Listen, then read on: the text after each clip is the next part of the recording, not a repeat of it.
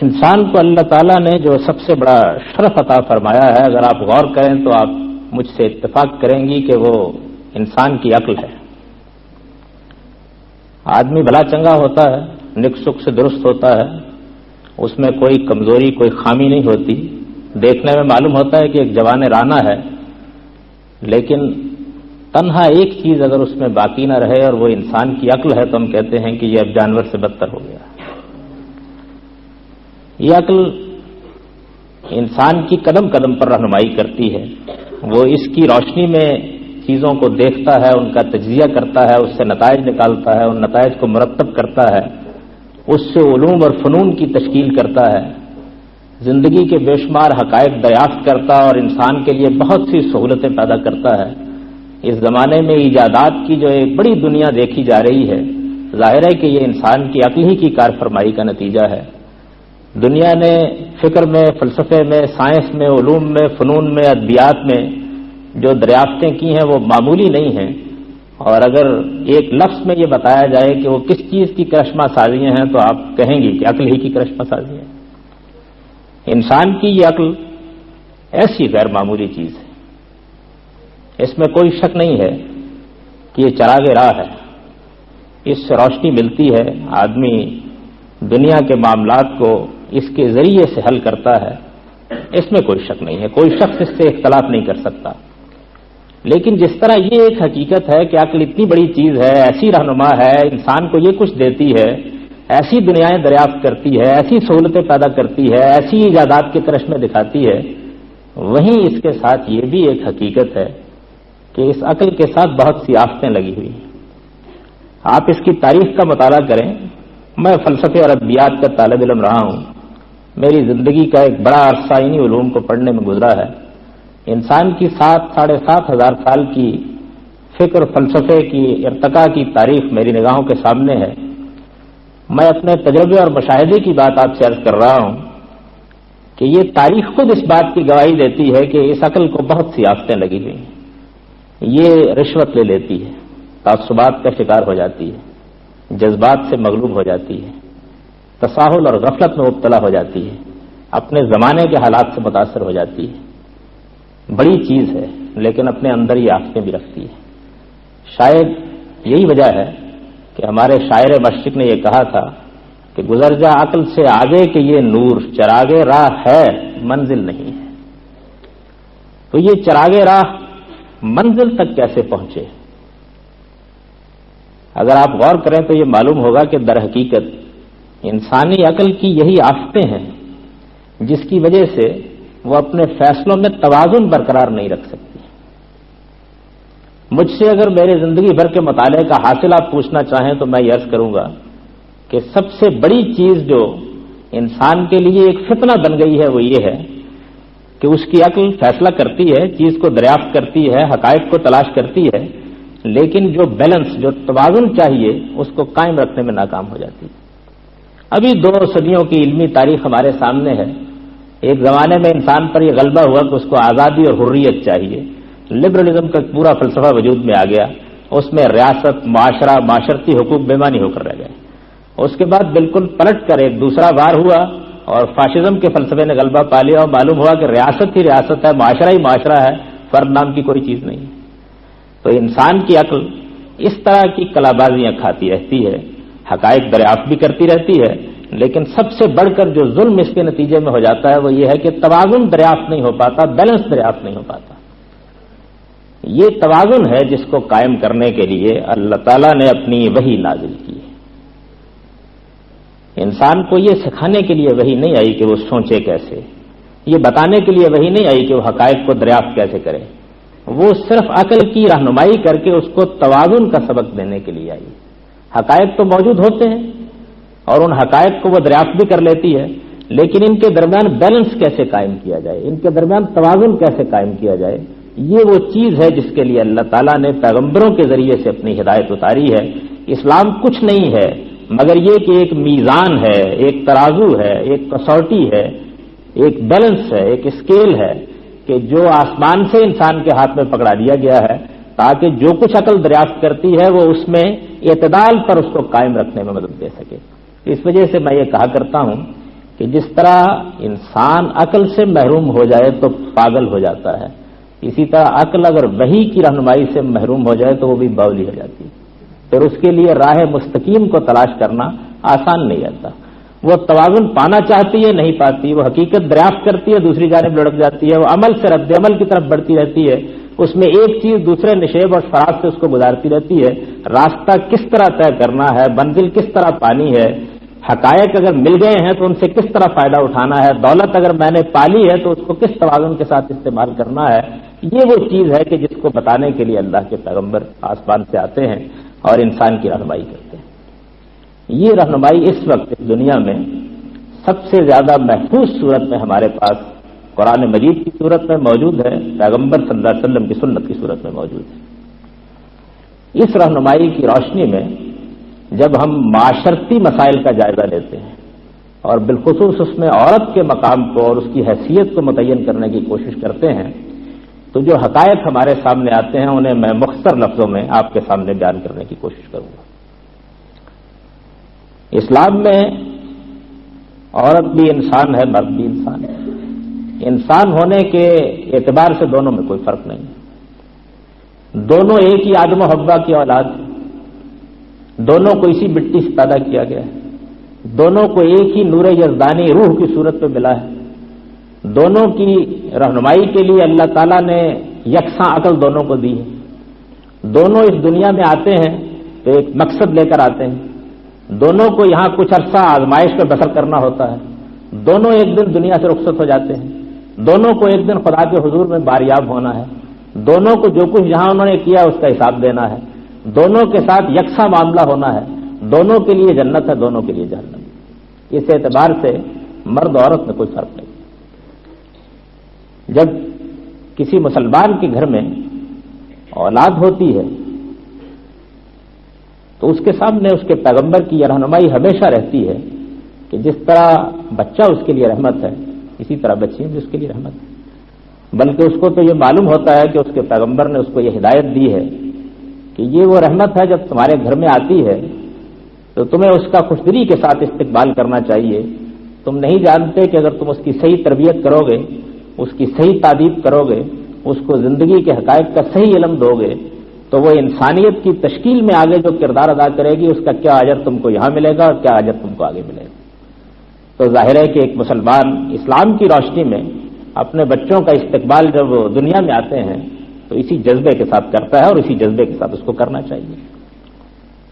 اس کے بعد بچپن اور لڑکپن کی زندگی شروع ہوتی ہے، دونوں کو تربیت ملنی چاہیے، دونوں کو باپ کی شفقت ملنی چاہیے، دونوں کو ماں کا سایہ ملنا چاہیے، دونوں کو ایک خاندان ملنا چاہیے۔ اس اعتبار سے ظاہر ہے کہ ان کے درمیان میں کسی فرق کو اسلام روا نہیں رکھتا، جائز نہیں رکھتا، انسان کو اس کی اجازت دینے کے لیے تیار نہیں ہوتا کہ وہ ادنا درجے میں بھی کوئی فرق اس پہ قائم کرے۔ شعور کی عمر پہنچ جاتی ہے، تعلیم کا معاملہ ہے، مرد بھی حق رکھتا ہے کہ وہ تعلیم پائے، عورت بھی حق رکھتی ہے کہ تعلیم پائے، دین کو بھی سمجھے، دنیا کو بھی سمجھے، اپنے ذوق کے مطابق تعلیم پائے، اپنے رجحانات کے مطابق تعلیم پائے، اپنی صلاحیت کے مطابق تعلیم پائے، جو چیزیں اس کو دنیا میں کرنی ہیں ان کے لحاظ سے اپنی تربیت کرے، یہ اس کا حق ہے، یہ حق اس کو اس کے پروردگار نے دیا ہے، دنیا کا کوئی معاشرہ یہ حق اس سے نہیں چھین سکتا۔ اور اس اعتبار سے بھی اگر آپ غور کیجئے تو مرد عورت کے درمیان اسلام نے کوئی تفریق روا نہیں رکھی۔ رسول اللہ صلی اللہ علیہ وسلم نے فرمایا ہے کہ طلب العلم فریضۃ علی کل مسلم و مسلمہ، علم حاصل کرنا ایک ذمہ داری ہے اور یہ ذمہ داری مرد پر بھی عائد ہوتی ہے اور مسلمان عورت پر بھی اسی طریقے سے عائد ہوتی ہے۔ شعور کی عمر کو پہنچ جانے کے بعد، کچھ تعلیم سے بہرہ یاب ہونے کے بعد جب شباب کا عالم آتا ہے تو سب سے بڑا مسئلہ یہ ہوتا ہے کہ اس دنیا میں اللہ تعالیٰ نے جو قانون بنا رکھا ہے اس کے تحت ایک مرد و عورت کو اکٹھے رہنے کے لیے انتخاب کرنا ہوتا ہے۔ اس انتخاب کے معاملے میں بھی ادنا درجے میں کوئی تفریق روا نہیں رکھی گئی، آخری فیصلے کا اختیار جس طرح مرد کے پاس ہے اسی طرح عورت کے پاس۔ اس میں کوئی شک نہیں کہ اس کو یہ تعلیم دی گئی ہے کہ وہ اپنے والدین کی رضامندی حاصل کرنے کی کوشش کرے، یہ تعلیم دی گئی ہے کہ وہ خاندان کو خاندان کی حیثیت سے تشکیل دینے کی کوشش کرے، یہ تعلیم دی گئی ہے کہ وہ اپنے ماحول کو، اپنی ضروریات کو، اپنی معاشرت کو سامنے رکھ کر فیصلہ کرے، فیصلہ کرنے میں سب کی رضا حاصل ہونی چاہیے، سب کو خوش ہونا چاہیے، سب کو تعاون کرنا چاہیے، سب کی مدد رہنی چاہیے، لیکن فیصلے کا آخری اختیار کس کے پاس ہے؟ آخری اختیار یا مرد کے پاس ہے یا عورت کے پاس ہے، اور اس اختیار کو کوئی چیلنج نہیں کر سکتا۔ کسی اسلامی معاشرے میں اگر وہ بالکل ہی مکروہ نہ ہو گیا ہو تو یہ اختیار نہ کوئی مرد سے چھین سکتا ہے نہ کوئی عورت سے چھین سکتا ہے۔ یعنی یوں نہیں ہے کہ مرد تو اپنی مرضی سے انتخاب کرتا ہے اور یہ حق خاتون کو حاصل نہیں ہے، جس طرح اس کو حاصل ہے اسی طرح اس کو بھی حاصل ہے۔ جس طرح کسی تجویز، کسی پرپوزل کا انکار کر دینے کا حق اس کو حاصل ہے اس کو بھی حاصل ہے۔ آپ نے دیکھا ہوگا کہ اگرچہ یہ چیز ہمارے معاشرے میں بہت رسمی سی ہو گئی ہے، لیکن بہرحال قانون کا وہ تقاضا اب بھی پورا کیا جاتا ہے کہ جب تک رضامندی حاصل نہیں کر لی جاتی اس وقت تک دو بول نہیں پڑے جا سکتے۔ تو مرد و عورت کے درمیان اس اعتبار سے بھی اسلام نے کوئی فرق نہیں کیا ہے، وہ آزادانہ انتخاب کرتے ہیں، اپنی رائے دیتے ہیں، اپنا نقطہ نظر بیان کرتے ہیں۔ اگر کسی چیز کو ماننا چاہتے ہیں تو مانتے ہیں، انکار کرنا چاہتے ہیں تو انکار کر دیتے ہیں۔ ان کو معاشرے کا لحاظ رکھنے کی تعلیم دی گئی ہے۔ یہ تعلیم جس طرح عورت کو دی گئی ہے اسی طرح مرد کو دی گئی ہے۔ جیسے مرد سے کہا گیا ہے کہ وہ زندگی کا یہ بڑا فیصلہ کرتے وقت اپنے والدین کی رضامندی کو ملحوظ رکھے، اپنے گھر کو دیکھے، اپنے معاشرے کو دیکھے، اسی طرح عورت سے یہ کہا گیا ہے کہ وہ ان سب چیزوں کا لحاظ کرے، لیکن آخر میں فیصلہ کس نے سنانا ہے؟ وہ مرد نے بھی اسی طرح سنانا ہے، عورت نے بھی اسی طریقے سے سنانا ہے۔ اس کے بعد آپ کی وہ زندگی شروع ہوتی ہے جس زندگی میں ایک بیوی اور ایک شوہر کا تعلق وجود میں آتا ہے۔ اس تعلق سے ایک گھر بنتا ہے، ایک خاندان بنتا ہے۔ اس تعلق کے نتیجے میں نئی نسلوں کی پیدا ہوتی ہے، اس میں رشتے وجود میں آتے ہیں، ماں کے، باپ کے، بہنوں کے، بھائیوں کے، اور ذرا آگے عمر بڑھ جائے تو دادا کے، دادی کے، نانا کے، نانی کے، چچاؤں کے، ماموں کے، بہت سے رشتے وجود میں آتے ہیں۔ برادری پیدا ہوتی ہے، یہی برادری بڑھتے بڑھتے معاشرہ بن جاتی ہے، یہی معاشرہ اپنی تنظیم کرنا چاہتا ہے تو ریاست بن جاتا ہے۔ یہ ایک مرد و عورت کے اس فیصلے سے سب کچھ وجود میں آ جاتا ہے۔ اس لحاظ سے وہ کوئی معمولی مرحلہ نہیں ہوتا اور کوئی معمولی فیصلہ بھی نہیں ہوتا، وہ محض ایک اقدام نہیں ہوتا، اس کے کچھ نتائج نکلتے ہیں۔ انسان کے اس دنیا میں ان معاملات کو دیکھنے کے دو طریقے ہیں۔ ایک طریقہ یہ ہے کہ وہ آدھے انسان کو دیکھے، یعنی اس کو بچپن میں دیکھ لے یا اس کو جوانی میں دیکھ لے یا اس کو بڑھاپے میں دیکھ لے۔ ایک طریقہ یہ کہ پورے انسان کو دیکھا جائے۔ پورے انسان کو اگر آپ دیکھیے تو آپ کے اوپر یہ بات بالکل واضح ہو جائے گی کہ وہ عین عالم شباب سے آسمان سے ٹپک کر کھڑا نہیں ہو جاتا اور بالکل اپنی جوان ہمتوں کے ساتھ دنیا سے رخصت نہیں ہو جاتا، بلکہ ایک بالکل بے جان لوتھڑے کی شکل میں وجود میں آتا ہے۔ اپنی بات بھی نہیں کہہ سکتا، اپنی ضرورت بھی نہیں پوری کر سکتا، اس کو کچھ ہاتھوں کی ضرورت ہوتی ہے کہ لپک کر اس کو اٹھائیں، اس کو آغوش کی ضرورت ہوتی ہے جس کو پناہ دے، اس کو شفقت کی ضرورت ہوتی ہے جس کو حاصل رہے۔ وہ تو اپنی ضرورت کی چیزیں بھی خود اٹھ کر نہیں اٹھا سکتا۔ ایک بے جان بچہ آپ کے ہاتھ میں ہوتا ہے، کم و بیش بے جان، جس کے لیے نہ اٹھنا ممکن، نہ بیٹھنا ممکن، نہ اپنی ضرورتیں پوری کرنا ممکن، نہ اپنا مدعا بیان کرنا ممکن، نہ اپنی رضامندی دینا ممکن، نہ انکار کرنا ممکن۔ یہ صورتحال ہوتی ہے جہاں سے ہم اپنی زندگی کی ابتدا کرتے ہیں۔ اس کے بعد لڑکپن اور بچپن کے مراحل آتے ہیں جن میں ہماری عقل پختہ نہیں ہوتی، ابھی ہم فیصلے نہیں کر پاتے، ابھی چیزوں کو دیکھ نہیں پاتے، ابھی سمجھنے میں دقت ہوتی ہے، علوم و فنون کی دنیا بھی ہم پر نہیں کھلی ہوتی۔ پھر شباب کو پہنچ جاتے ہیں۔ بس یہ کوئی 15-20 سال کا زمانہ ایسا ہوتا ہے جس میں انسان اس غلط فہمی میں مبتلا ہو جاتا ہے کہ وہ بڑی چیز ہے، لیکن ابھی غلط فہمی پوری طرح قائم بھی نہیں ہوتی کہ بڑھاپے کے آثار نمودار ہونے شروع ہو جاتے ہیں، اور پھر بارہا آپ نے دیکھا ہوگا کہ وہی بچہ جس کو آپ نے ابتدا میں دیکھا تھا بڑی عمر کو پہنچنے کے بعد دوبارہ وجود میں آ جاتا ہے۔ جیسا بے بس پہلے ہوتا ہے ویسا ہی بے بس آخر میں ہوتا ہے، جیسا معذور پہلے ہوتا ہے ویسا ہی معذور آخر میں ہوتا ہے، جیسا ناسمجھ پہلے ہوتا ہے ویسا ہی ناسمجھ آخر میں ہوتا ہے۔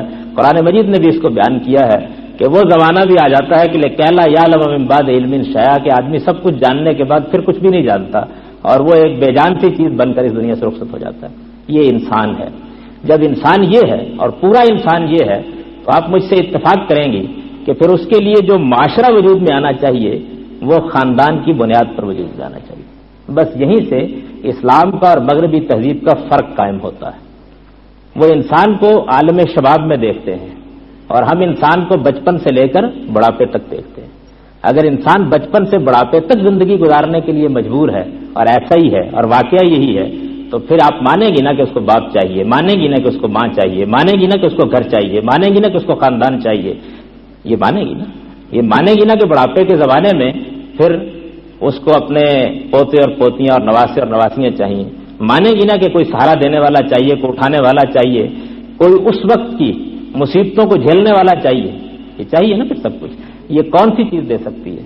کیا کوئی اولڈ ہاؤس دے سکتا ہے؟ کیا کوئی ریاست دے سکتی ہے؟ کیا کوئی معاشرہ دے سکتا ہے؟ کیا کوئی تنظیم دے سکتی ہے؟ یہ واقعہ ہے کہ اگر انسان کے سارے جذبات کا لحاظ کیا جائے اور سارے احساسات کا لحاظ کیا جائے اور ساری ضرورتوں کا لحاظ کیا جائے تو یہ چیز صرف خاندان دے سکتا ہے اور کوئی بھی نہیں دے سکتا۔ یہ ماں دیتی ہے، باپ دیتا ہے، بھائی دیتے ہیں، بہنیں دیتی ہیں، جو شفقت، جو محبت، جو جذباتی تسکین اس خاندان سے ملتی ہے، اس کا کوئی متبادل ایجاد نہیں ہو سکا، اس کا کوئی متبادل ایجاد نہیں ہو سکتا، اس کا کوئی متبادل تلاش نہیں کیا جا سکتا۔ تو خاندان کی ابتدا کون کرتا ہے؟ ایک مرد و عورت کرتے ہیں اپنے اس فیصلے سے کہ ہم کو اکٹھے رہنا ہے۔ اسی وجہ سے دنیا کے جو عمرانیات کے سوشیالوجی کے ماہرین ہیں وہ اس بات پر متفق ہیں کہ یہ خاندانی حقیقت میں اسٹیٹ کا بنیادی یونٹ ہے، ریاست کی پہلی اکائی یہی خاندان ہے۔ یہ خاندان درست ہے تو معاشرہ درست ہے، اس خاندان کی بنیادیں ٹھیک ہیں تو معاشرے کی بنیادیں ٹھیک ہیں۔ یہ وہ دیوار ہے کہ اگر اس میں ٹیڑھ واقع ہو جائے تو تاثریا میربت دیوار تک، پھر آسمان تک دیوار ٹیڑھی آتی ہے۔ یہیں سے سب کچھ ہوتا ہے۔ اس وجہ سے جب ازدواج کا رشتہ پیدا ہوتا ہے، شادی ہوتی ہے، بیاہ ہوتا ہے، تو اس کو محض ایک معاملہ محبت کے طور پر مغرب نے دیکھا ہے، محض ایک معاملہ محبت کے طور پر مغرب نے دیکھا ہے۔ اسلام نے اس کو انسانیت کی تشکیل کے ایک بنیادی ادارے کی حیثیت سے دیکھا۔ اب اس گھر کو منظم ہونا چاہیے، اب اس میں کسی کو سربراہ کار ہونا چاہیے، اب اس کے معاملات کسی قاعدے پر چلنے چاہیے، اب اس کے مزاج کی حفاظت ہونی چاہیے، رشتے چاہیے، اگر رشتے چاہیے تو پھر عفت ہونی چاہیے، پاک دامنی ہونی چاہیے، حیا ہونی چاہیے۔ یہ ساری چیزیں خاندان کو وجود لانے کی ناگزیر ضرورتیں بن جاتی ہیں۔ خاندان نہیں ہے تو یہ سارا فلسفہ بالکل غلط ہے۔ پھر اطمینان کے ساتھ ایک مرد و عورت فیصلہ کریں، 2-4 سال اکٹھے گزاریں، اس کے بعد کوئی اور انتخاب کر لیں، کچھ فرق نہیں پڑتا۔ لیکن یہ پورے انسان کا دین نہیں ہوگا، پورے انسان کا مذہب نہیں ہوگا۔ پورے انسان کی ضرورتیں یہ ہیں جو میں نے آپ سے بیان کی ہیں، اور پورے انسان کی یہ ضرورتیں اب پاکیزہ فطرت ماں چاہتی ہیں، باحیا بہنیں چاہتی ہیں، خاندان کا مزاج چاہتی ہیں، بڑھاپے میں بھی ساتھ دینے والی خاتون چاہتی ہیں، یہ چاہتی ہیں۔ جب یہ سب چاہتی ہیں تو پھر ظاہر بات ہے کہ جو قانون شریعت کی صورت میں ہم کو دیا گیا ہے وہ اسی کی روشنی میں صحیح طریقے سے سمجھا جا سکتا ہے۔ میں اس کی موٹی موٹی باتیں آپ کے سامنے مختصر طور پر بیان کر دیتا ہوں۔ میاں اور بیوی جب اس زندگی کی ابتدا کرتے ہیں تو میں نے یہ عرض کیا کہ وہ ایک آزادانہ انتخاب ہوتا ہے۔ اس آزادانہ انتخاب کے موقع کے اوپر عورت یہ حق رکھتی ہے کہ وہ جو شرط چاہے منوا لے۔ وہ یہ حق رکھتی ہے کہ وہ یہ مطالبہ کرے کہ مجھے اتنا نان نفقہ دو گے تو میں تمہارے ساتھ زندگی بسر کروں گی۔ وہ یہ حق رکھتی ہے کہ یہ منوا لے کہ تم میری موجودگی میں کسی اور خاتون کے ساتھ شادی نہیں کرو۔ وہ یہ حق رکھتی ہے کہ وہ یہ منوا لے کہ تم اگر مجھے چھوڑو گے کبھی تو میری یہ فلاں اور فلاں ذمہ داریاں میری دنیا سے رخصت ہونے تک تمہیں ادا کرنی ہوگی۔ ان میں سے حق یہ حقوق اس کو خدا نے دیے ہیں، یہ حقوق اس کو خدا کے پیغمبر نے دیے ہیں۔ یہ الگ بات ہے کہ ہمارے ہم موجودہ معاشرے میں خواتین کو اس کا شعور نہیں ہوتا اور وہ اس موقع پر دو بول پڑھنا کافی سمجھتی ہیں، ان کو احساس نہیں ہوتا کہ ان کو اپنے حقوق کے تحفظ کے لیے بھی سوچ لینا چاہیے۔ یہ حقوق وہ ہیں کہ جن کا ظاہر بات ہے کہ معاشرے کی روایات کے لحاظ سے ہم مختلف وقتوں میں مختلف طریقوں سے لحاظ کر سکتے ہیں۔ ایک معاشرے میں ہمیں اعتماد ہوتا ہے کہ ہمارے ساتھ یہ نہیں ہوگا، ایک دوسرے معاشرے میں اعتماد نہیں ہوتا کہ یہ ہو جائے گا۔ تو ان حقوق کو قانون کا تحفظ حاصل ہے، شریعت کا تحفظ حاصل ہے۔ جو کچھ آپ نے طے کر لیا ہے اس موقع کے اوپر وہ پھر خدا اور خدا کے پیغمبر کی طرف سے آپ کا وہ حق ہے جو قائم ہو گیا معاشرے کے اوپر، جس کی حفاظت کی ذمہ داری معاشرے پر بھی عائد ہوتی ہے، ریاست پر بھی عائد ہوتی ہے۔ یہ تمام حقوق ایک خاتون کو یہ معاملہ کرتے وقت حاصل ہوتے ہیں۔ وہ جو چاہے اس وقت منوا لے، جس چیز پر چاہے قرارداد کر لے، جس چیز کو چاہے اپنے لیے موضوع سمجھے اور اصرار کرے کہ یہ مجھے حاصل ہونی چاہیے۔ وہ یہ کہہ سکتی ہے کہ میں تو گھر در کا کوئی کام نہیں کروں گی، میرے لیے الگ ایک ملازم یا ملازمہ کا بندوبست تمہیں کر کے دینا ہوگا۔ یہ کہہ سکتی ہے کہ میں تو الگ گھر لے کر رہوں گی، تمہارے والدین کے ساتھ رہنا میرے لیے ممکن نہیں، یہ کہہ سکتی ہے۔ میرا یہ مشورہ نہیں ہے کہ آپ یہ سب کہنا شروع کر دیں، لیکن میں یہ کہہ رہا ہوں کہ کہہ سکتی ہے، یہ سب کہہ سکتی ہے۔ یہ حق اس کو دیا گیا ہے کہ وہ اپنی زندگی کا ایک معاہدہ کر رہی ہے، اس معاہدے کی وہ برابر کی فریق ہے۔ کوئی دوسرا آدمی اس کے اوپر حکومت کرنے کے لیے نہیں بلکہ اس کے ساتھ معاملہ کرنے کے لیے معاہدہ کر رہا ہے۔ اس معاہدے کے تحت ایک گھر کو وجود میں آنا ہے، خاندان کو وجود میں آنا ہے۔ وہ معاشرے کو دیکھ کر، حالات کو دیکھ کر جو مطالبہ چاہے اس موقع کے اوپر کر سکتی ہے اور اس مطالبے کو بنوا سکتی ہے، اور مطالبہ خدا و خدا رسول کے دیے ہوئے حق کے تحت بنوا سکتی ہے۔ اس مطالبے کو منواتے وقت کوئی دنیا کی طاقت بھی اس کا ہاتھ نہیں پکڑ سکتی. یہ اس کا حق ہے اور وہ یہ حق استعمال کرنے کا پورا اختیار رکھتی ہے. اس کے ساتھ ایک مرد و عورت کی زندگی کی ابتدا ہوتی ہے. اب جو گھر بنتا ہے اس گھر کے اندر دو طرح کی چیزیں ہوتی ہیں. ایک چیز وہ ہے جس کو آپ موجودہ سیاست کی اصطلاح میں کہتے ہیں آئینی سربراہ. جس طرح کے اس وقت ہمارے جو صدر مملکت ہیں پارلیمانی نظام میں وہ ہمارے ملک کے آئینی سربراہ ہیں. جیسے ملکہ برطانیہ جزائر برطانیہ کی آئینی سربراہ ہیں، لیکن ایگزیکٹو کے تمام اختیارات وزیر اعظم کو حاصل ہیں. کم و بیش اگر قرآن مجید کی تعلیمات کو سامنے رکھا جائے تو یہی صورتحال وہ یہ چاہتا ہے کہ گھر میں بھی قائم کر دی جائے. اپنی خلقی صلاحیتوں کی وجہ سے، اپنی ذمہ داریوں کی وجہ سے مرد کو اس نے آئینی سربراہ قرار دیا ہے اور تمام انتظامی اختیارات عورت کے سپرد کر دیے. یہی چیز ہے اس کو قرآن نے بیان کیا کہ الرجال قوامون علی النساء. یہ نظم اگر قائم ہو جائے اور اس کے بعد یا اس سے پہلے کوئی خاتون یہ سمجھتی ہے کہ اس کو معاش کی جدوجہد کرنی ہے، اسلام اس میں کوئی رکاوٹ نہیں ڈالتا. وہ کاروبار کر سکتی ہے، ملازمت کر سکتی ہے، وہ اپنے لیے آزادانہ معاش کا بندوبست کر سکتی ہے، جو کچھ کماتی ہے اس کی تنہا مالک ہو سکتی ہے. ان میں سے کوئی چیز بھی نہیں جس پر اسلام نے کوئی قدغن لگائی ہے، ہرگز نہیں لگایا. ہاں ایک فرق کیا ہے اور وہ فرق یہ کیا ہے کہ مرد پر معاش کی جدوجہد کرنے کی ذمہ داری ہے، عورت پر یہ ذمہ داری نہیں ڈالی. آپ اس کو قانون کی زبان میں یوں سمجھ لیجئے کہ اگر کوئی مرد نکھٹو ہے، کما کر نہیں لاتا، نان نفقے کا بندوبست نہیں کرتا، گھر میں پڑا رہتا ہے، تو اسلامی قانون اس کو طاقت سے مجبور کرے گا کہ وہ اپنی یہ ذمہ داری ادا کرے. اور کوئی خاتون اگر معاش کی جدوجہد کرنا چاہتی ہے کرے، بسم اللہ، کوئی اعتراض نہیں کرنا چاہتی اور یہ کہتی ہے کہ میں تو گھر میں بیٹھی ہوئی ہوں، تو کوئی قانون اس کو مجبور نہیں کر سکتا. اس اعتبار سے اگر دیکھیے تو مرد پر ایک ذمہ داری ڈالی گئی ہے، خاتون کو اس کی صلاحیتوں اور اس کے مزاج اور اس کے رجحان کا لحاظ رکھتے ہوئے اس سے مستثنی قرار دے دیا گیا. اس لیے معاملہ یوں نہیں ہے کہ اسلام آپ کو معاش کی جدوجہد کرنے سے روکتا ہے، معاملہ یوں نہیں ہے کہ وہ ملازمت کرنے میں رکاوٹ ڈالتا ہے، معاملہ یوں نہیں ہے کہ وہ آپ کو کاروبار نہیں کرنے دینا چاہتا. ان میں سے ہر چیز آپ کا حق ہے. یہ حق آپ کو خدا نے دیا ہے، خدا کے پیغمبر نے دیا ہے، لیکن آپ پر اس کی ذمہ داری نہیں ڈالی گئی. آپ اس کے لیے جواب دہ نہیں ہیں. مرد اگر معاش کی جدوجہد نہ کرے اور آپ کی ضروریات کو پورا نہ کرے اور گھر کی ذمہ داریوں کو نہ نبھائے اور باہر جا کر کام نہ کرے اور نکھٹو بن کر گھر میں بیٹھا رہے تو وہ قانون کا بھی مجرم ہے اور خدا کا بھی قیامت کے دن مجرم ہے. لیکن آپ سارا دن گھر میں بیٹھی رہیں اور ایک دن کا بھی توڑ کر نہ دیں تو آپ کے اوپر کوئی ذمہ داری نہیں. معاشی لحاظ سے آپ کہہ سکتی ہیں کہ مساوات ہونی چاہیے، لیکن اسلام مساوات کے لفظ کو نفرت کی نگاہ سے دیکھتا ہے. مساوات ایک بےمانی لفظ ہے جو زمین کے اوپر بےمانی مقاصد کے لیے وجود میں ہے. مساوات کا مطلب یہ ہے کہ ہر ایک کو ایک لاٹھی سے ہانک دیا جائے.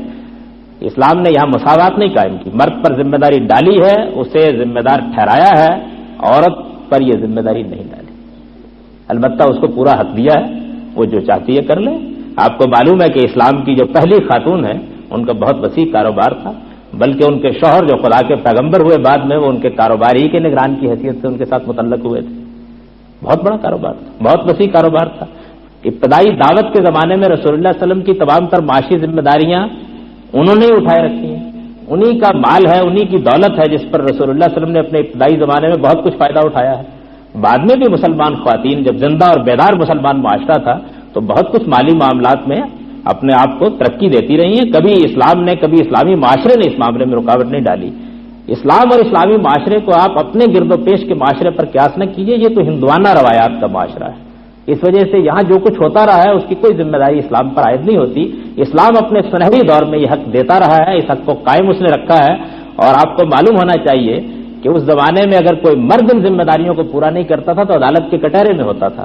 خاتون کو یہ تحفظ دیا گیا ہے کہ وہ اپنی مرضی سے کوئی معاشی جدوجہد کرنا چاہے تو کرے، لیکن اسے اس کے لیے مجبور نہیں کیا جا سکتا. نہ یہاں مجبور کیا جا سکتا ہے، نہ قیامت میں ذمہ دار ٹھہرایا جا سکتا ہے. وہ اس معاملے میں بری ذمہ ہے. معاشی معاملات کے بعد اب جب گھر کی زندگی شروع ہوتی ہے تو اس گھر کی زندگی میں معاشرتی تقاضے پیدا ہوتے ہیں. آپ کو کسی سے ملنا ہے، جلنا ہے، آنا ہے، جانا ہے، اٹھنا ہے، بیٹھنا ہے. آپ کے گھر میں کچھ لوگوں کو آنا ہے، آپ کو کسی جگہ جانا ہے. اس طرح کے تمام معاملات میں آپ بھی اسی طرح آزاد ہیں جس طریقے سے مرد آزاد ہے. آپ بھی اپنا فیصلہ کیجئے، جہاں آپ کو جانا ہے جائیے، جو معاملہ کرنا ہے کیجئے. ہاں البتہ کچھ آداب اس معاملے میں بتائے گئے ہیں. وہ آداب میں آپ کے سامنے بیان کر دیتا ہوں. آپ جذبات سے الگ ہو کر سوچئے کہ کیا واقعی وہ آداب ہونے چاہیے یا نہیں ہونے چاہیے. پہلی بات یہ بتائی گئی ہے کہ خواتین جب گھر میں موجود ہوں اور ان کے قریبی اعزاء کے علاوہ کچھ لوگ اگر گھر میں آنا چاہیں تو وہ باہر سے اپنا تعارف کرائیں، وہ اجازت لیں، اگر ان کو اجازت دے دی جائے تو گھر تشریف لائیں۔ وہ آپ کے احباب بھی ہو سکتے ہیں، آپ کے شوہر کے، آپ کے بھائی کے دوست بھی ہو سکتے ہیں، وہ آپ کے اعزاء اقربا بھی ہو سکتے ہیں، وہ آپ کے ملنے ملانے والے بھی ہو سکتے ہیں، وہ عورتیں بھی ہو سکتی ہیں، وہ مرد بھی ہو سکتے ہیں۔ تو قرآن مجید یہ کہتا ہے کہ ان کو آتے وقت دستک دینی چاہیے، اپنا تعارف کرانا چاہیے۔ اگر گھر والے اجازت دے دیں تو اندر آنا چاہیے، اگر گھر والے اجازت نہ دیں تو دل میں کوئی تنگی محسوس کیے بغیر لوٹ جانا چاہیے۔ پہلی بات یہ۔ اس کے بعد وہ دوسری بات یہ کہتا ہے کہ جس وقت مرد، اس طرح کے مرد یعنی قریبی اعزاء کے علاوہ کوئی مرد، دوست احباب یہ گھر میں آئیں تو دو چیزوں کا لحاظ مردوں کو کرنا چاہیے، تین چیزوں کا لحاظ خواتین کو کرنا چاہیے۔ مردوں کو گھر میں آتے وقت اپنے لباس کے بارے میں محتاط ہو جانا چاہیے۔ شاید اس کا صحیح تصور آپ یہاں نہ کر سکیں، لیکن دیہاتی زندگی میں تو ہوتا ہے کہ ایک لنگوٹی باندھی ہوئی ہے اسی طرح چلے آئے۔ عرب کے معاشرے میں بھی یہ چیز بہت تھی، تو قرآن مجید نے کہا کہ یحفظوا فروجہم، وہ اپنے لباس کے معاملے میں احتیاط کر کے گھروں میں داخل ہوں، اس لیے کہ اب ان کو بیویوں کے ہاں جانا ہے، وہاں بیٹھنا ہے، ملاقات کرنی ہے، اس موقع پر اپنے لباس کے بارے میں انہیں محتاط ہونا چاہیے، اس لباس میں حیا ہونی چاہیے، اس لباس میں حجاب کا احساس ہونا چاہیے، وہ لباس ایسا ہونا چاہیے کہ جس کو آپ ایک مہذب اور شریفانہ لباس کہہ سکیں، تو وہ اچھے لباس میں آئے۔ دوسری، مردوں کو یہ ہدایت دی گئی ہے کہ اس موقع پر وہ اپنی نگاہوں کو پست رکھیں، نگاہوں کو پست رکھیں، جس کو عربی زبان میں اور قرآن کی اصطلاح میں غض بصر کہتے ہیں۔ اس کے یہ معنی نہیں ہے کہ نگاہیں آپ زمین پر گاڑ لیں اور ٹھوکر کھا کے گر جائیں، اس کی یہ معنی نہیں۔ اس کا مطلب یہ ہے کہ نگاہ میں حیا ہو، وہ نگاہ ہو کہ جو ایک بہن کے چہرے پر اٹھتی ہے، ماں کے چہرے پر اٹھتی ہے، اس نگاہ میں بے باکی نہ ہو، پستی ہو اس نگاہ میں۔ دوسری ہدایت یہ دی گئی ہے، یہ مردوں کو دونوں ہدایتیں دی گئی ہیں، یہی ہدایتیں عورتوں کو بھی دی گئی ہیں۔ ان سے بھی کہا گیا ہے کہ جس وقت ان کو احساس ہو کہ گھر میں کوئی اجنبی مرد آ رہے ہیں تو ان کو چاہیے کہ وہ اپنے لباس کے بارے میں محتاط ہو جائیں، ان کو چاہیے کہ وہ اپنی اندیشے کی جگہوں کی حفاظت کریں، ان کو چاہیے کہ وہ اس موقع کے اوپر یہ دیکھ لیں کہ وہ مہذب اور شائستہ لباس پہنے ہوئے یا نہیں پہنے ہوئے ہیں۔ دوسری ہدایت وہی دی گئی ہے جو مردوں کو دی گئی ہے کہ وہ بھی غض بصر سے کام لیں، ان کی نگاہیں بھی پست ہونی چاہیے، ان کے اندر بھی حیا ہونی چاہیے، ان کی نگاہ بھی وہ نگاہ ہونی چاہیے کہ جو ایک بھائی کے چہرے پر پڑتی ہے، ایک باپ کے چہرے پر پڑتی ہے۔ یہ غض بصر ہے۔ یہ دو ہدایات تو برابر برابر ہیں، جیسی عورتوں کو ہیں ویسی مردوں کو ہیں۔ عورتوں کے مخصوص نسوانی پہلوؤں کو ملحوظ رکھ کے ایک تیسری ہدایت ان کو زائد یہ دی گئی ہے کہ وہ اپنے بناؤ سنگار اور زینت کی نمائش نہ کریں، بناؤ سنگار اور زینت کی نمائش نہ کریں۔ لا یبدین زینتہن الا ما ظہر منہا۔ دیکھیے ایک چیز یہ ہے کہ زینت ہے، یہ نہیں کہا گیا کہ اتار کے رکھ دیں، یہ نہیں کہا گیا، نہیں، اس کی نمائش نہ کریں۔ اور بڑا فرق ہے نمائش کرنے میں اور بڑا فرق ہے زینت کرنے میں، دو باتوں میں بہت فرق ہے۔ ہر مہذب آدمی اس کا فرق محسوس کر سکتا ہے، لیکن نمائش نہ کریں ایک مجمل بات تھی، تو قرآن مجید نے اس کا طریقہ بتایا کہ وہ کس طریقے سے اپنی زینتوں کو چھپا لیں۔ اس نے یہ کہا کہ اپنے سر کی اوڑھنیاں وہ اپنے سینوں پر بھی اچھی طرح لے لیں، اور اگر پاؤں میں کوئی زیور پہنا ہوا ہے تو چلنے میں محتاط ہو جائیں، بس۔ یہ وہ چیز ہے جس کو پردہ کہتے ہیں، یہی گھر کا حجاب ہے۔ اس کی تعلیمات سورہ نور میں، قرآن مجید کی سورہ نور میں، اب جب چاہیں کسی آسان سے ترجمے سے پڑھ سکتی ہیں اور دیکھ سکتی ہیں، بس یہ باتیں ہیں جو کہی گئی۔ یہ وہ آداب ہیں جن کا لحاظ ایک خاتون سے اور خواتین کے ساتھ مردوں سے یہ تقاضا کیا گیا ہے کہ وہ میل ملاقات کے موقع پر ملحوظ رکھیں۔ یہ چند آداب ہیں، ایٹیکیٹس کہہ لیجیے ان کو، ایک مہذب معاشرے کے ایٹیکیٹس۔ اس کے بعد یہی وہ آداب ہیں جن کا لحاظ کر کے آپ گھر میں رہیں، یہی وہ آداب ہیں جن کا لحاظ کر کے آپ دفتر میں جائیں، یہی وہ آداب ہیں جن کا لحاظ کر کے آپ مدرسے اور اسکول میں جائیں، یہی وہ آداب ہیں جن کا لحاظ کر کے آپ ہسپتال میں کوئی ڈیوٹی دے رہی ہیں تو وہاں جائیں، یہی وہ آداب ہیں جن کا لحاظ کر کے آپ عام حالات میں جو معاشرتی سرگرمیاں کرتی ہیں ان میں شریک ہوں۔ البتہ جب آپ گلی میں نکلیں، جب آپ بازار میں نکلیں، جہاں محفوظ مقامات نہیں ہوتے، جہاں اس کا اندیشہ ہوتا ہے کہ آپ کے جانے پہچانے لوگ ہی نہیں ہوں گے، اوباش بھی ہوں گے، بس اسٹاپوں پر کھڑے ہونے والے بھی ہوں گے، بےہودہ لوگ بھی ہوں گے، تو اس میں ایک زائد ہدایت خواتین کو یہ دی گئی ہے کہ ایسا نہ ہو کہ کوئی اوباش ان کو اذیت دے، وہ ایک بڑی چادر بھی باہر گلی میں نکلتے ہوئے، بازار میں نکلتے ہوئے اپنے اوپر لے کر اس کا کچھ پلو لٹکا لیا کریں، آئیں یورفن فلا یوزین، تاکہ وہ پہچانی جائیں کہ شریف زادیاں جا رہی ہیں اور کوئی اوباش ان کو اذیت دینے کی جسارت نہ کرے۔ اسلام میں جس چیز کو یا قرآن میں جس چیز کو حجاب یا پردہ کہا جاتا ہے وہ باہر اور اندر مل کر اس مقام پر مکمل ہو جاتا ہے، اس سے زائد کچھ بھی نہیں ہے۔ باقی جو کچھ ہے وہ میں آپ سے پوری ذمہ داری کے ساتھ عرض کر رہا ہوں اور زندگی بھر کے مطالعے کی روشنی میں عرض کر رہا ہوں، باقی جو کچھ ہے وہ ہمارے ہندوانہ معاشرے کی روایات ہیں جن کو بدقسمتی سے مذہب کے نام پر پیش کر دیا جاتا ہے۔ قرآن میں اس کے سوا کچھ نہیں ہے، پیغمبر کی ہدایات میں اس کے سوا کچھ نہیں ہے، یہی بات ہے جو کہی گئی۔ ان آداب کا لحاظ کرتے ہوئے آپ مسجد میں جائیں، نماز پڑھیں، آپ اپنی مسجدیں خود قائم کریں اور ان میں امامت کرائیں، آپ جمعے اور عیدین کے اجتماعات میں جائیں، آپ سماجی تقریبات میں شریک ہوں، ان آداب کا لحاظ کرتے ہوئے اسلام آپ کے اوپر کوئی پابندی عائد نہیں کرتا، کوئی پابندی عائد نہیں کرتا، بلکہ وہ یہ چاہتا ہے کہ ایسا ہو، اس حد تک چاہتا ہے کہ ایسا ہو کہ رسول اللہ صلی اللہ علیہ وسلم کے زمانے جب عید کا اجتماع ہوا تو آپ نے فرمایا کہ سب بیویوں کو وہاں آنا چاہیے، سب بیویوں کو وہاں آنا چاہیے۔ تو بعض خواتین نے، غریب خواتین نے یہ عذر کیا کہ جو گلی بازار میں چلنے کے لیے بڑی چادریں آپ نے کہا ہے اوڑھ کر نکلا کریں، وہ تو ہمارے پاس ہے نہیں، فرمایا پھر بھی آنا چاہیے، دو خواتین ایک خاتون کی چادر میں لپٹ کر آ جائیں۔ یعنی اس بات کو کبھی پسند نہیں کیا گیا کہ خاتون بس گھر کی مقید چار دیواری میں بند ہو کر رہ جائے، وہ نکلے، دین سنیں، دنیا کو دیکھیں، معاملات کو جانیں، معاشرتی سرگرمیوں میں حصہ لو، ہاں البتہ ان آداب کے ساتھ حصہ لیں، اس سے کچھ نہیں کہتا۔ یعنی نکلو، جاؤ، اپنے معاملات کرو، لیکن نکلو، جاؤ، معاملات کرو، معاشرتی سرگرمیوں میں حصہ لو، سیر و تفریح کے لیے نکلو، اپنی معاشی سرگرمیوں کے نکلو، البتہ ایک بات وہ کہتا ہے اور وہ یہ ہے کہ یہ مت بھولو، نکلو لیکن یہ مت بھولو کہ تمہارا اصل دائرہ عمل تمہارا گھر ہے۔ ایسا نہ ہو جائے کہ تمہارا یہ نکلنا گھر کو تمہارے وجود سے محروم کر دے، ایسا نہ ہو جائے کہ خوابگاہیں تمہارے وجود کی خوشبو کو ترسیں، بچے تمہاری آغوش کو ترسیں، شوہر تمہاری رفاقت کو ترسیں، ایسا نہ ہو جائے۔ اس لیے کہ تمہیں جس گھر کو، جس خاندان کو آباد کرنے کی ذمہ داری فطرت نے دی ہے وہ تمہارا اصل دائرہ عمل ہے۔ جس طرح ایک محقق کا دائرہ عمل اس کا دارالمطالعہ ہے، جس طرح ایک سائنسدان کا دائرہ عمل اس کی لیبارٹری ہے، جس طرح ایک حکمران کا دائرہ عمل سیاست و حکومت ہے، اسی طرح عورت کا دائرہ عمل اس کا گھر ہے، اصل دائرہ عمل اس کا گھر ہے۔ اس کے یہ معنی نہیں ہے کہ اسے باہر نہیں نکلنا چاہیے، ہاں یہ بھول کر نہیں نکلنا چاہیے کہ کہیں گھر اس کے نکل جانے کے نتیجے میں برباد ہو کر نہ رہ جائے۔ اسلام یہ چاہتا ہے کہ وہ اس کا لحاظ کرے اور یہ ضرور ملحوظ رکھے کہ فطرت نے جو ذمہ داری اس پر ڈالی ہے وہ اصلاً اس کے گھر کی ذمہ داری ہے، جس کو وہی بنا سکتی ہے، جس کو مرد نہیں بنا سکتا، جس کو وہی تعمیر کر سکتی ہے، مرد نہیں تعمیر کر سکتا، جس کو وہی اوج کمال تک پہنچا سکتی ہے، مرد نہیں پہنچا سکتا۔ وہ گھر کی منتظمہ بھی ہے، گھر کی مالکہ بھی ہے، اور رسول اللہ صلی اللہ علیہ وسلم کے الفاظ میں رایۃ علی بیت بالہا، وہ اپنے گھر کی حکمران بھی ہے۔ لہذا اپنے گھر کو فراموش کر کے وہ کہیں جائے گی تو اس کو اسلام ناپسندیدگی کی نگاہ سے دیکھے گا، اور گھر کو پوری طرح مضبوط قائم رکھ کر، اس کی ذمہ داریوں کو ادا کر کے، اپنے بچوں کو شفقت دے کر، انہیں ماں کی آغوش دے کر، انہیں مامتا کی پوری ذمہ داریوں کا احساس دلا کر، اپنے شوہر کو رفاقت دے کر اگر باہر نکلتی ہے تو پھر اسلام کو اس کے باہر نکلنے پر کوئی اعتراض نہیں ہے، خواہ وہ معاش کے لیے نکلتی ہے یا معاشرتی سرگرمیوں کے لیے نکلتی ہے۔ اس کے بعد مجھے آخر میں بس چند باتیں آپ سے یہ عرض کرنی ہے کہ بہت سی ایسی چیزیں ہیں کہ جن کو شبہات کی صورت میں اس پچھلے زمانے میں پیش کیا گیا، اس میں بھی اسلام کا موقف آپ کو سمجھ لینا چاہیے۔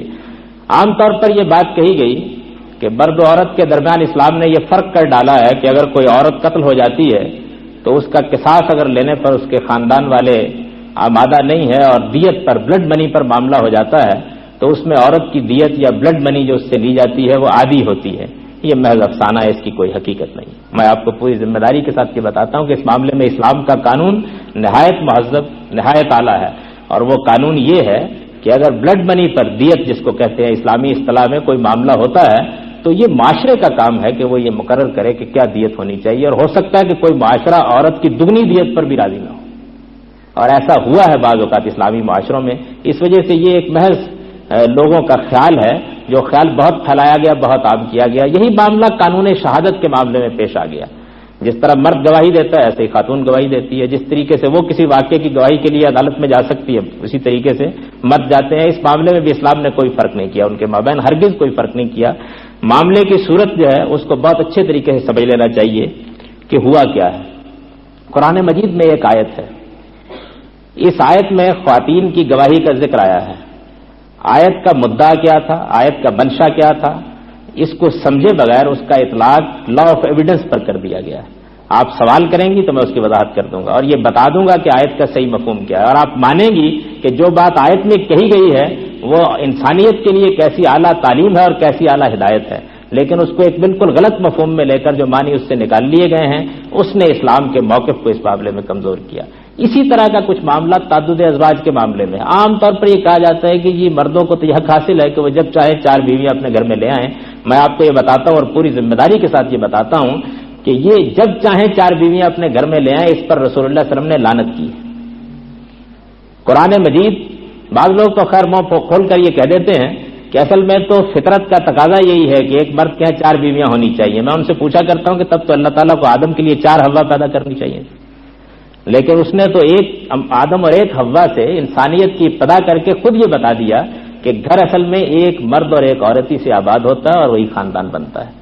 اصل قانون یہی ہے، اصل تعلیم یہی ہے. ہاں البتہ کسی وقت معاشرے میں کوئی ہنگامی حالت پیدا ہو جائے، کوئی غیر معمولی ضرورت لاحق ہو جائے، اور دیکھیے یہ چیزیں بعض اوقات معاشروں میں ہو جاتی ہیں. قرآن مجید میں تعدد ازواج کا ذکر جہاں آیا وہ دیکھیے کیا مقام ہے. جنگ احد میں بہت سے لوگ شہید ہو گئے، ان کی عورتیں بیوہ ہو گئیں، چھوٹے چھوٹے یتیم بچے تھے. قرآن مجید نے لوگوں کو یہ تعلیم دی کہ اس موقع پر اگر تم ان یتیموں کی پرورش کے لیے اور ان بیواؤں کو ٹھکانہ دینے کے لیے دوسری تیسری چوتھی شادی کر لو تو یہ ایک نیکی اور خیر کا کام ہوگا. یہ اس کا موقع و محل ہے. اور آپ خود اندازہ کر سکتی ہیں کہ ایک خاتون کسی معاشرے کے اندر اگر چند بچوں کے ساتھ بیوہ ہو جائے تو اس کے لیے کیا مسائل پیدا ہو جاتے ہیں. اس مسئلے کو حل کرنے کے لیے جو آیت نازل ہوئی تھی وہ بدقسمتی سے لائسنس بن گئی اس بات کا کہ مردوں کو اس کا پورا حق ہے کہ وہ جب چاہیں 1 2 3 4 بیویاں لا کے گھر میں رکھ لیں. آیت کو قرآن مجید میں نکال کر دیکھ لیجئے، وہ شروع یہاں سے ہوتی ہے کہ ان خفتم اللہ تقسطوا فی الیتامى فانکحوا ما طاب لکم من النساء مثنی وثلاث ورباع. اگر یہ یتیم جو جنگوں میں جن کے والدین مارے گئے ہیں، اگر یہ یتیم بچے تم سمجھتے ہو کہ ان کی تم ویسے نگہداشت نہیں کر سکو گے تو پھر ان کی ماؤں کے ساتھ شادی کرو. جو آیت ہے اس کا صحیح مدعا، صحیح مفہوم اور صحیح منشا یہ ہے. اسی طریقے سے یہ بھی دیکھ لیجئے کہ بے شمار زندگی کے اور معاملات ہیں جن معاملات میں اس بات کو مانتا ہوں کہ ہمارا موجودہ معاشرہ ظلم اور زیادتی پر اتر آتا ہے عورت کے ساتھ. میراث میں اس کے حقوق مقرر ہیں، وہ اس کو نہیں دیے جاتے. مہر کا معاملہ محض ایک قانونی سی چیز بن کر رہ گیا ہے، اس معاملے میں حقیقت میں اس کی توہین اور تذلیل میں کوئی کسر اٹھا نہیں رکھی جاتی. اسی ملک کے اندر بعض ایسے علاقے موجود ہیں کہ جہاں وہ بیچ دی جاتی ہے اور کوئی اس کا پرسان حل نہیں ہوتا.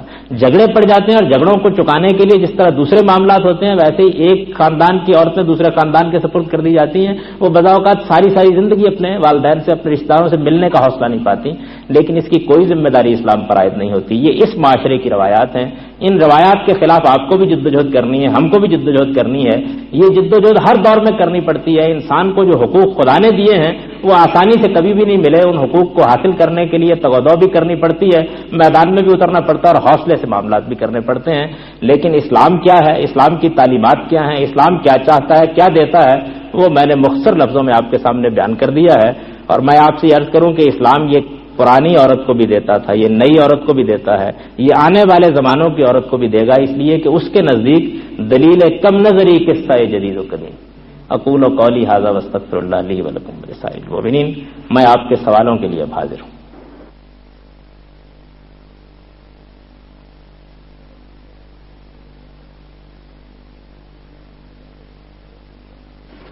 جیسا کہ آپ نے وٹنس کے بارے میں ابھی کہا، سنا ہے ایک کیس میں عورت کی 2 وٹنس ہونی چاہیے، کیا یہ اکارڈنگ ٹو اسلام ہے؟ اس کے بارے میں بتائیے. بیوی دیکھیے، یہ جو گواہی یا وٹنس ہوتی ہے اس کی 2 شکلیں ہیں. ایک صورت وہ ہے جس کو قانون کی زبان میں آپ واقعاتی شہادت کہتے ہیں، یعنی کوئی ڈاکہ پڑ گیا، کوئی چوری ہو گئی، کسی جرم کا ارتکاب ہوا ہے تو عدالت گواہ طلب کرتی ہے. ایسے موقعوں پر آپ مجھے یہ بتائیے کہ کیا عدالت اللہ تعالیٰ کے حضور میں یہ درخواست بھیجا کرے کہ ایسے موقع پر لازماً ایک مرد اور 2 عورتیں وہاں موجود ہونی چاہیے؟ ایسا تو نہیں ہو سکتا نا. اس موقع پر ہو سکتا ہے کہ ایک مرد کی گواہی قبول کر لی جائے، ہو سکتا ہے کہ ایک خاتون کی گواہی قبول کر لی جائے. آپ ذرا تصور کیجئے گھر میں ڈاکہ پڑا ہے، ڈاکہ ڈالنے والا پرانا ملازم ہے، سارے مرد مار دیے گئے ہیں، ایک خاتون سسکتی ہوئی باقی رہ گئی ہے، تو کیا اس کی گواہی رد کر دی جائے گی؟ کون سی عقل اس کو مانتی؟ اس وجہ سے یہ بالکل غلط بات ہے. جہاں تک واقعاتی شہادت کا تعلق ہے اس میں یہ جج کی، قاضی کی ثوابدید پر ہے، اس کی رائے پر ہے. وہ چاہے تو مرد کی گواہی قبول کر لے، چاہے تو عورت کی گواہی قبول کر لے، چاہے تو بچے کی گواہی قبول کر لے. اور یہ بھی یاد رکھیے کہ ایسے موقعوں پر تو بسا اوقات بیل کی گواہی قبول کرنی پڑ جاتی ہے. آپ حیران ہوں گی، پاکستان کے جو مقدمات ہیں ان کی کتابیں مرتب ہوتی ہیں، اس میں ایک بڑا دلچسپ مقدمہ ہے. ایک جج صاحب کی عدالت میں ایک غریب مزارع نے، مزارع سمجھتی ہیں نا آپ، یعنی جو لوگ دیہات میں کھیتوں پر کام کرتے ہیں، تو ایک غریب کسان مزارع نے درخواست کی کہ جناب میرا بیل گاؤں کے چودھری نے چرا لیا ہے. جج صاحب نے کہا کہ بھائی گواہ آئیں گے. تو آپ دیکھیے کہ 60 آدمی گاؤں کے چودھری کے حق میں عدالت میں آئے، مرد 60 مرد عدالت میں آئے. انہوں نے قسم اٹھا کر یہ گواہی دی کہ یہ مزارع، یہ کسان جھوٹ بولتا ہے، یہ بیل تو چودھری صاحبی کا ہے. اس سے پوچھا گیا مزارع سے کہ تم کیا کہتے ہو؟ اس نے کہا جی میں بیان دے سکتا ہوں، گواہ تو میرے پاس کوئی نہیں. بیان دے سکتا ہوں، حقیقت حال بتا سکتا ہوں، گواہ میرے پاس کوئی نہیں. اس لیے کہ ایک غریب مزارع کے حق میں گواہی دینے کے لیے پورے گاؤں سے کون آئے گا؟ اس نے جب عدالت میں بیان دیا اور ساری تفصیل بتائی تو جج صاحب کو یہ اندازہ ہو گیا کہ یہ سچا ہے. تو انہوں نے کہا کہ ٹھیک ہے، ہم نے سماعت مکمل کر لی، فیصلہ میں گاؤں میں آ کر سناؤں گا. چنانچہ وہ گاؤں میں گئے اور چونکہ ان کو یہ معلوم ہو گیا تھا مزارع کے بیان سے کہ یہ بیل اس کے گھر میں پیدا ہوا ہے، اس نے اس کو پالا پوسا ہے، یہ اس کے تھان پر بندھا رہا ہے، اور 60-70 دن پہلے چودھری صاحب نے یہ دیکھ کر کہ بہت اچھا پلا ہوا بیل ہے، اس کو اپنے کھاتے میں ڈال لیا ہے. وہ وہاں گئے، انہوں نے کہا بیل پیش کیا جائے. جب بیل آیا تو انہوں نے کہا اس کی رسی کھول دی جائے. جب رسی کھول دی گئی تو وہ مزارع کے تھان پر جا کر کھڑا ہو گیا. تو وہ جج صاحب اپنے فیصلے میں لکھتے ہیں کہ میں نے ایک بیل کی گواہی قبول کر لی اور 60 مردوں کی گواہی رد کر دی. اس لیے گواہی کا جو واقعاتی گواہی ہے اس میں تو یہ شرط ہی عائد نہیں کی جا سکتی کہ ایک مرد ہونا چاہیے، 2 عورتیں ہونی چاہیے، یا مرد ہونے چاہیے یا عورتیں ہونی چاہیے. یہ تو اصل میں قاضی یا جج کا کام ہے کہ وہ تجزیہ کر کے دیکھے کس کی گواہی قبول کرنی ہے، کرے گا، کس کی گواہی قبول کرنی ہے، نہیں کرے گا. اس کے بعد گواہی کی ایک دوسری صورت وہ ہوتی ہے جس میں آپ کوئی ڈاکومنٹ لکھتے ہیں، دستاویز لکھتے ہیں. یعنی مثال کے طور پر میں نے آپ نے کوئی قرض کا معاملہ کیا ہے، میں نے آپ سے کوئی گھر خریدا ہے یا آپ نے مجھ سے کوئی اس طرح کا معاملہ کیا ہے، تو ہم بس اوقات ایک ڈاکومنٹ لکھتے ہیں، ایک دستاویز لکھتے ہیں. اس موقع کے اوپر گواہ کا انتخاب ہمارے ہاتھ میں ہوتا ہے. یعنی یہاں اب خدا سے درخواست نہیں کرنی پڑتی، ہم نے گواہ بنانے ہیں، اور عام طور پر ایک دستاویز کے اوپر 2 کو گواہ بنایا جاتا ہے. اس موقع پر قرآن مجید یہ کہتا ہے کہ عورتوں کو گواہ نہ بناؤ. یہ کہتا ہے نہ بناؤ انہیں، اس لیے کہ عدالت کے معاملات میں جا کر گواہی دینا اور وہاں کی جرح سننا اور وکلاء کے درمیان میں کھڑا ہونا یہ ان کے شرف کے خلاف ہے. نہ بناؤ، یعنی مسئلہ 2 اور 1 کا نہیں ہے. وہ یہ ہدایت کرتا ہے کہ نہ بناؤ، نہ بناؤ یہ کہتا ہے. اور پھر یہ کہتا ہے کہ اگر بنانا ہی پڑے تو ایک گواہی کی جگہ 2 خواتین کو کھڑا کر دو، تو وہ تنہا عدالت میں جائے گی مردوں کے ماحول میں، تو گھر در میں رہنے والی ہے، کہیں گھبرا نہ جائے، اس کا کوئی سہارا ہونا چاہیے. یہ قرآن مجید نے دستاویزی شہادت کے بارے میں مجھے اور آپ کو ہدایت دی ہے. اس کے بھی یہ معنی نہیں ہے کہ عدالت میں اگر کوئی دستاویز پیش ہوگی اور اس کے اوپر اگر 2 عورتوں کی گواہی نہیں ہوگی تو ہم رد کر دیں گے. اس کے بھی یہ معنی، یہ ہدایت مجھے ہے، آپ کو ہے. قرآن مجید کی آیت صرف اتنی ہے. آپ دیکھ لیجئے کہ اس کے اندر کوئی بے انصافی ہے، کوئی تحقیر ہے. یہ ایک نہایت ہی پاکیزہ ہدایت ہے جو آپ کو تحفظ دیتی ہے اور یہ بتانا چاہتی ہے کہ آپ کو عدالتوں میں نہ گھسے. اور یہ دیکھیے کتنی فطرت کے مطابق ہے. دنیا بھر میں، فرانس میں، جرمنی میں، امریکہ میں، برطانیہ میں لاکھوں دستاویزات لکھی جا رہی ہیں. ذرا آپ ریفرنڈم کرا کے دیکھ لیجئے، معلوم ہو جائے گا شاید 2% بھی کہیں خواتین کی گواہی نہیں ہوتی. یہ بالکل مطابق فطرت ہے. لیکن جو واقعاتی شہادت ہے، سرکمسٹانشل ایویڈنس ہے، اس میں تو بہرحال خواتین بھی ہوں گی، مرد بھی ہوں گے، سب ہوں گے، اور ان کی گواہی جو گواہ مل جائے گا اس کی گواہی قبول کی جائے گی. یہ اصل قانون ہے جو قرآن مجید میں بیان ہوگا. ہمارے ہاں جی اکثر یہ ہوتا ہے کہ مساجد جو ہیں وہ مردوں کی یہ مخصوص ہوتی ہیں اور خواتین کی جو جھگڑے ہیں عموماً خواتین مساجد میں نہیں جاتی جہاں پہ لوگ سارے رہتے ہوں اور اپنے مسائل پیش نہیں کرتے. آج کل مساجد میں خواتین نہیں ہوتی. یہ چیز ہے، یہ دیکھیے اسلامی روایات کے بالکل خلاف ہے. رسول اللہ صلی اللہ علیہ وسلم کی زندگی میں عورتیں 5 وقت نماز کے لیے آتی رہیں، خلفائے راشدین کی موجودگی میں آتی رہیں، اپنے مسائل مسجد ہی میں آ کے پیش کرتی رہیں اور کبھی ان کو نہیں روکا گیا. ان پر مسجد میں آ کے نماز پڑھنے کی ذمہ داری نہیں ہے لیکن ان کو روکا نہیں جا سکتا. حد یہ ہے کہ حضرت عمر کو کچھ خیال تھا کہ حالات اچھے نہیں ہیں تو میری بیوی کو نہیں جانا چاہیے مسجد میں، تو اپنے دور حکومت میں انہوں نے ایک مرتبہ دبے لفظوں میں یہ کہنے کی جسارت کی کہ بی بی نہ جاؤ. تو انہوں نے کہا کہ میں تم کو رسول اللہ کا حکم سناتی ہوں، لا تمنعوا اماء اللہ عن المساجد، اللہ کی ان بندیوں کو مسجدوں میں آنے سے مت روکو. تو انہوں نے کہا کہ رسول اللہ کے بعد اب میں کس کی بات مان سکتا ہوں؟ خاموش ہو. ایسی خواتین کو نہیں، بلکہ خواتین کے لیے الگ مساجد بنائی جا سکتی ہیں، وہ ان مسجدوں میں جا سکتی ہیں. وہ مردوں، آپ دیکھیے حرم میں، آپ حج کرنے کے لیے حرم سب سے بڑی مسجد ہے، کیا کوئی آدمی وہاں خواتین کا رستہ روکتا؟ خواتین ساتھ ہی کھڑی ہوتی ہیں، نماز پڑھ رہی ہوتی ہیں، جو معاملات کر رہی ہوتی ہیں. اس سے بڑی مسجد کون سی ہے؟ باقی سب مسجدیں تو اس کی بیٹیاں ہیں، اصل مسجد تو بیت اللہ الحرام ہی. جی جی بھائی، اجرا تو بہت سی چیزوں کا ہونا چاہیے، لیکن اس کی سب سے پہلی ضرورت یہ ہے کہ خود خواتین میں ان چیزوں کا شعور پیدا ہو، اور وہ جن نام نہاد حقوق کے لیے لڑ رہی ہیں اس کی بجائے وہ خدا و خدا کے پیغمبر نے جو حقوق ان کو دیے ان کا شعور پیدا کر کے اگر یہ جنگ لڑیں تو وہ زیادہ باوقار بھی ہوں گی، زیادہ باعزت بھی ہوں گی، اور ان کو ملے گا بھی بہت کچھ. جی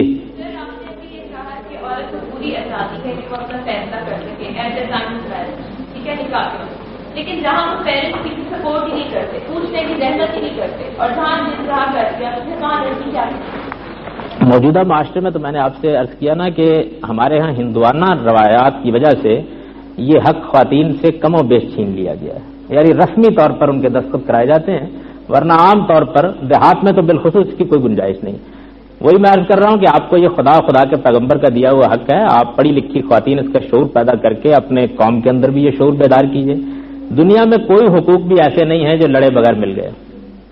سر ہمارے معاشرے میں اب لڑکی خود یہ جیسے بچی ہیں یہ سوچیں کہ ہمیں خود پسند کرنے چل پڑنے یا یہ سجیسٹ کرنے لگتے ہیں کہ ہم ہماری یہ پسند ہے. آپ کیا روشنی رکھیں؟ دیکھیے جی، بات یہ ہے کہ ہر معاشرے کے اندر بہت سی چیزوں کا لحاظ لوگ رکھتے ہی ہیں. ہمارے معاشرے میں بھی والدین بھی پسند کرتے ہیں، خواتین بھی اپنی بات بیان کر دیتی ہیں. ہماری سوسائٹی میں تو یہ بالکل صحیح سوال انہوں نے کیا کہ کوئی بیوی اگر اس طرح کی بات کرے تو میرا خیال ہے لان تان ہر طرف سے شروع ہو جائے گی. لیکن میں آپ کو کہتا ہوں کہ مدینے میں خواتین، کنواری خواتین اپنے والدین تو الگ ہیں، حضور سے آ کر کہہ دیتی تھی کہ میری شادی فلاں وقت سے ہونی چاہیے. یعنی والدین تو بڑی چیز ہے، نبی صلی اللہ علیہ وسلم سے آ کر یہ کہہ دیتی تھی کہ میں نے فلاں مرد کے معاملے میں یہ رائے قائم کیا، آپ میرا نکاح کر دیں. عورت کا باہر نکلنا بالکل ہی بند کر دیں پھر وہاں کیا ہوگا؟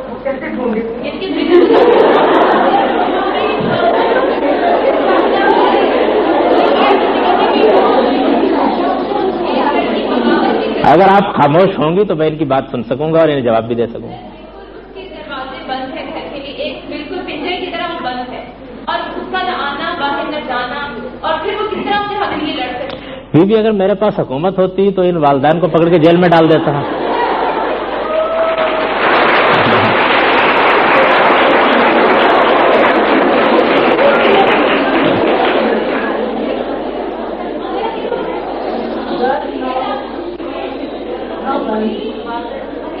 یہ آپ سے کوئی خاص دشمنی ہے بیویوں؟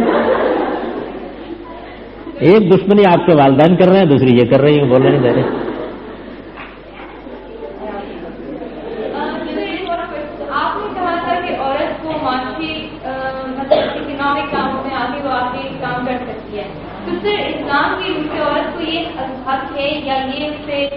ہے کہ اگر وہ گورنمنٹ کے معاملوں میں ایز رولنگ کہ رول کر سکتی ہے ایک صدر یا پرائم منسٹر، اس کے بارے میں کیا کہتے ہیں؟ دیکھیے جی، بات یہ ہے، آپ تشریف رکھیے، میں آپ کے سوال کا جواب دیتا ہوں. عورت زندگی کی ساری سرگرمیوں میں حصہ لے سکتی ہے، اس پر کوئی قدغن نہیں ہے، لیکن ہر منصب کے لیے کچھ میرٹس ہوتے ہیں، اس سے تو آپ اتفاق کریں گی نا. تو حکومت کس کو کرنی چاہیے، اس کے لیے کچھ صفات بیان کی گئی ہیں. وہ صفات یہ ہیں کہ حکومت کا مزاج ایسا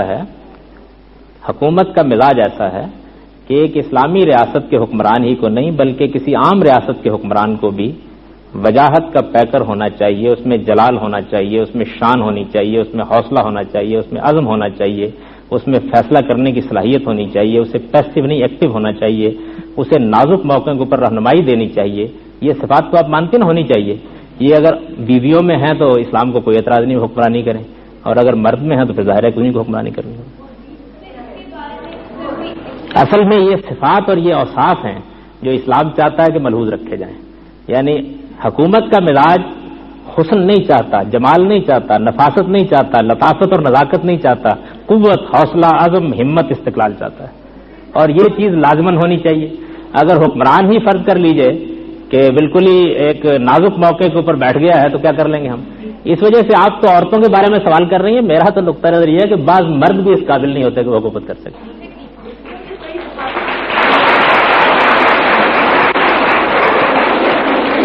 اگر مجھے چند لفظوں میں آپ اجازت دیں تو اسلام یہ نہیں کہتا کہ مرد کو حکمران ہونا چاہیے، یہ کہتا ہے مرد کو حکمران ہونا چاہیے.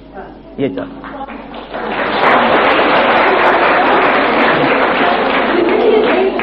سر آپ نے کہا تھا کہ اگر ایک عورت ہے اس کا مرد دوسری جگہ پہ جا کے شادی کر لیتا ہے اور سر وہ عورت یہاں پہ، اور اگر آپ نے کہا تھا کہ وہ اعتراف کر سکتی ہے، عدالت میں جا سکتی ہے، سر اگر اس کا میاں اس کے اعتراف کو پسند نہیں کرتا ہے، اس کو ذہنی طور پہ ٹارچر کرتا ہے، یا اگر اسے عدالت میں سب لوگ سامنے برا بھلا کہتا ہے کہ میں اس کو اس وجہ سے چھوڑا ہوں، یہ ایسی ہے، یہ خراب ہے، وہ پھر ایسی حالت میں آپ کو کیا کرنا چاہیے؟ وہ علیحدگی اختیار کر سکتے ہیں اس طرح کے نامعقول آدمی. ذہنی ٹارچر ہوتا ہے کہ نہ اپنی باہر جا سکتے ہیں، نہ کسی کو اپنی کوئی بات کہہ سکتی ہے. دیکھیے جی، معاشرے کے اندر جو یہ زیادتیاں ہو رہی ہیں، میں نے آپ سے عرض کیا نا کہ یہ تو جد و جہد سے، تعلیم سے، شعور سے ختم ہوں گی. ہم جو کچھ کر سکتے ہیں وہ یہ ہے کہ اس شعور کو بیدار کرنے کی کوشش کریں. لیکن آپ تو دیہات کے معاملات سے زیادہ واقف نہیں ہوں گی. میں چونکہ پس منظر کے لحاظ سے ذمہ دار ہوں اور دیہاتی معاملات سے واقف ہوں، آپ اندازہ نہیں کر سکتی کہ وہاں کیا ظلم ہوتا ہے. بالکل اندازہ نہیں کر سکتی. یعنی شہروں میں تو پھر کچھ بہت صورتحال بہتر ہو گئی. سر ایک سوال ہے کہ کہتے ہیں اگر کوئی لڑکی بالغ ہو اور مطلب فوت ہو جائے اور اس کی شادی نہ ہوئی تو جنازہ جائز نہیں ہوتا. کون بیوقوفی بات کرتے ہیں؟ یہ کیسی عجیب بات ہے.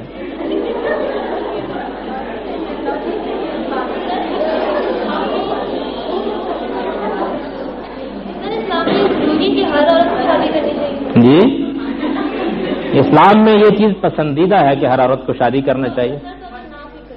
نہ کوئی کرے تو وہ اپنی فطرت سے جنگ کرے گی، کرنا چاہے تو کر لے. جی ہاں، گناہ کی بات ہے.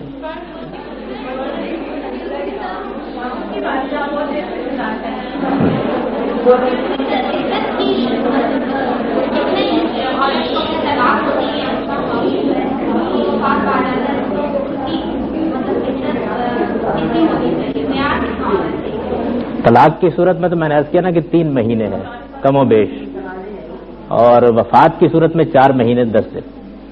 یعنی اس میں 3 مہینے تو وہی ہیں اور اس میں 1 مہینہ اور 10 دن یعنی 40 دن مزید شامل کر دیے گئے ہیں تاکہ یہ احساس رہے کہ بھئی ایک خامن تھا، رخصت ہوا ہے تو کچھ وقت زیادہ مل جائے.